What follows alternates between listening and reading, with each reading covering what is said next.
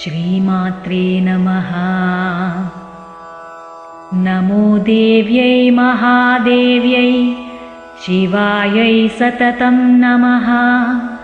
नमः प्रकृत्यै भद्रायै नियताः प्रणताः स्मताम्। रौद्रायै नमो नित्यायै गौर्यै धात्र्यै नमो नमः। ज्योत्स्नायै चिन्दुरूपिण्यै सुखायै सततं नमः।